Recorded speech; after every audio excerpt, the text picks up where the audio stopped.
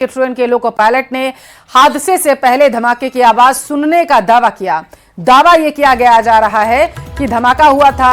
अब रेलवे को शक है कि यह कोई साधारण हादसा नहीं है, बल्कि कोई बड़ी साजिश हो सकती है। उत्तर प्रदेश के डीजीपी ने इस दावे को पूरी तरीके से हालांकि नकार दिया और कहा है कि ट्रेन हादसे से पहले कोई धमाका नहीं हुआ, न ही हादसे के पीछे कोई टेरर एंगल है।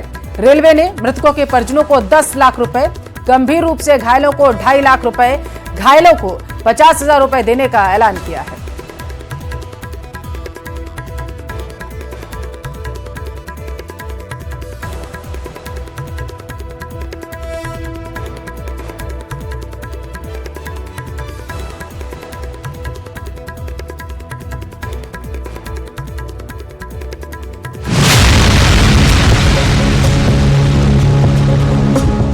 यूपी के गोंडा में कल बड़ा रेल हादसा हुआ, जहां चंडीगढ़ से असम जा रही डिब्रूगढ़ एक्सप्रेस के कुछ डिब्बे पटरी से उतर गए। इस हादसे के बाद घटनास्थल पर हड़कंप मच गया।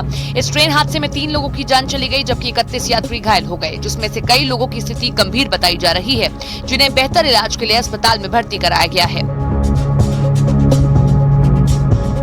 वहीं घटना के बाद एनडीआरएफ और एसडीआरएफ की टीम ने हादसे वाली जगह पर रेस्क्यू चलाया। ट्रेन में फंसे लोगों को बाहर निकाला गया और इस दौरान स्थानीय लोगों ने यात्रियों की हर संभव मदद की। वहीं रेलवे ने हादसे पर दुख जताया और हादसे से प्रभावित लोगों के लिए मदद का ऐलान किया। रेलवे ने मृतकों के परिजन को 10 लाख रुपए और गंभीर रूप से घायलों को 2.5 लाख रुपए और घायलों को 50,000 रुपए का मुआवजा देने का ऐलान किया। जो कैजुअलिटीज और जो घायल हुए हैं, उनमें जो कैजुअलिटीज हैं उनके लिए हमारा बढ़ा हुआ एनहांस्ड एक्स ग्रेशिया कॉम्पेंसेशन दिया जाएगा। कैजुअलिटीज के लिए 10 लाख और जिनको सीरियस इंजरी, जिसको हम ग्रीवस इंजरी बोलते हैं, उनको 2.5 लाख और जो सिंपल इंजरीज हैं उनको 50,000 का मुआवजा दिया जाएगा।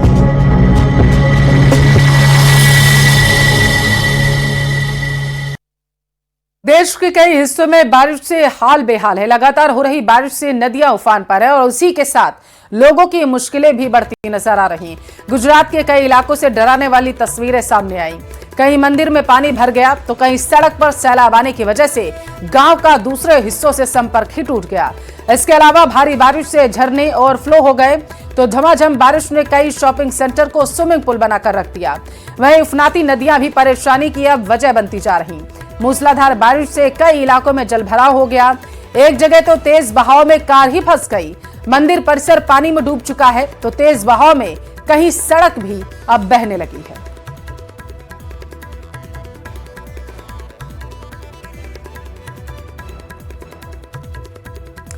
देश के कई हिस्सों में भारी बारिश मुसीबत का सबब बनी हुई है। गुजरात भी इससे अछूता नहीं रहा। मूसलाधार बारिश से नदियां उफान पर हैं। कई पुल और सड़क पर पूरी तरीके से पानी भर चुका है। सड़कें जलमग्न हो चुकी हैं। गुजरात के द्वारका में इसी सैलाब के बीचों बीच एक कार फंस गई। पानी का बहाव इतना तेज था कि भारी भरकम कार टस से मस ना हो पाई। यहां तक कि दरवाजा तक नहीं खुल पाया, जिसकी वजह से जान बचाने के लिए ड्राइवर खिड़की के रास्ते ही कार से बाहर निकला। इस दौरान वहां मौजूद कुछ लोग ट्रैक्टर ले आए। उन्होंने रस्सी की मदद से गाड़ी को खींचना शुरू किया। कड़ी मशक्कत के बाद कार को लहरों के बीच से निकाला जा सका। उधर गुजरात के गिर सोमनाथ से रोंगटे खड़े कर देने वाला एक वीडियो सामने आया। वहां माधवराय मंदिर परिसर पानी में डूब चुका है। बाढ़ जैसे हालात हैं। मंदिरों के खंभों के बीच से तो पानी इतने वेग से बहता दिखाई दे रहा है, वहां मौजूद लोगों के उसे देखकर होश उड़ गए।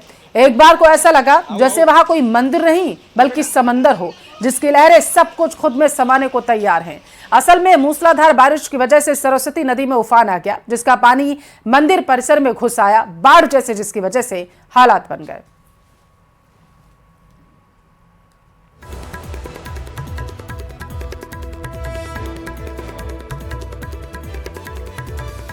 गुजरात के अलावा उत्तराखंड के बागेश्वर और मध्य प्रदेश में भी मूसलाधार बारिश की वजह से नदियों का जलस्तर बढ़ने पर लोगों की परेशानी बढ़ चुकी है।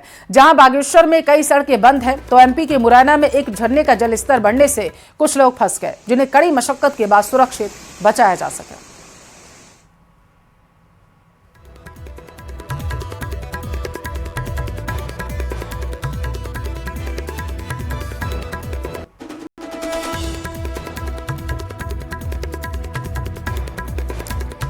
मध्य प्रदेश के मुरैना में झरने पर पिकनिक मनाने गए 3 दोस्त फंस गए। जानकारी के मुताबिक झरने का जलस्तर अचानक बढ़ने से तीनों फंस गए थे।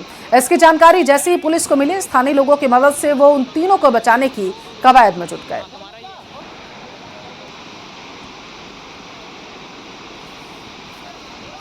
तो तस्वीरें आपके टेलीविजन स्क्रीन पर हैं। आप तस्वीरों में देख सकते हैं किस तरीके से झरने का पानी में जब आवक पानी की ज़्यादा होने लगी तो जो वहां पर पिकनिक मनाने गए थे वो फंस गए। हालांकि जैसे ही पुलिस को मामले की सूचना मिली वो मौके पर पहुंचे और उन्हें बचाने का कार्य जो है वो तेज़ी से किया जाने लगा। जानकारी दे दें कि उत्तर भारत समेत पूर्वी भारत में लगातार भारी बारिश की वजह से लोग बेहद ही परेशान हैं और यही वजह है कि एमपी में भी प्रकृति का विकराल रूप देखा गया। देश के कई जिलों से बारिश की कहर की तस्वीरें सामने आई। लगातार हो रही बारिश ने गांवों को झील बना दिया। ऐसा ही कुछ हाल गुजरात के अमरेली का है, जहां मूसलाधार बारिश की वजह से नदियों का जलस्तर बढ़ गया और आसपास के इलाके उसकी चपेट में आ गए।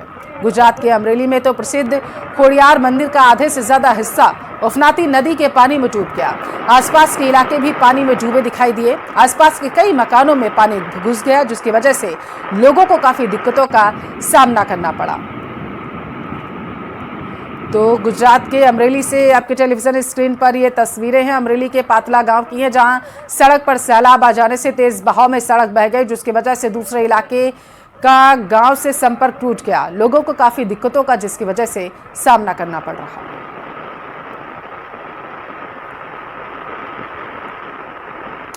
रुद्रप्रयाग में पुल ध्वस्त होने के मामले में पीडब्ल्यूडी चीफ ने जांच के आदेश दिए।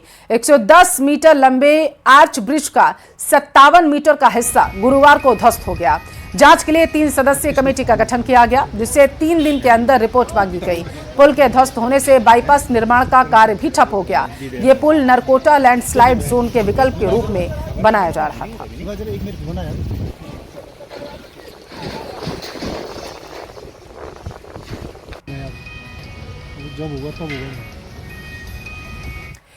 आदिवासियों के डीएनए वाले बयान पर शिक्षा मंत्री मदन दिलावर ने विधानसभा में माफी मांग ली है, लेकिन उसके बाद भी विपक्ष और आदिवासी समाज दिलावर से इस्तीफा मांग रहे हैं। हंगामा भारी हो रहा है। मामला क्या है, आप रिपोर्ट में समझिए।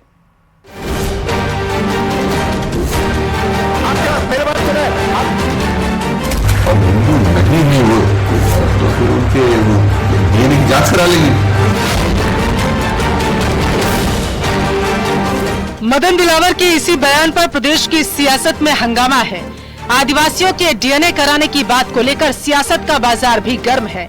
लगातार न केवल आदिवासी समाज ने विरोध किया, बल्कि विपक्ष ने भी इस बयान की कड़ी निंदा की और विधानसभा सत्र के दौरान शिक्षा मंत्री से विपक्ष ने लगातार माफी मांगने की मांग की।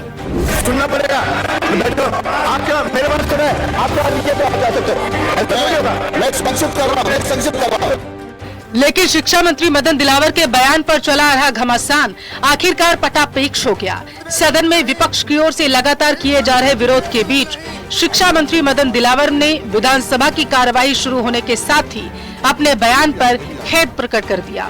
विधानसभा की कार्यवाही शुरू हुई। विधानसभा अध्यक्ष वासुदेव देवनानी ने प्रश्नकाल शुरू होने से पहले कहा कि शिक्षा मंत्री मदन दिलावर 2 मिनट अपनी बात को कहना चाहते हैं। सभी शांति से उनकी बात को सुने। इसके बाद शिक्षा मंत्री मदन दिलावर सदन में खड़े हुए और खेद प्रकट किया।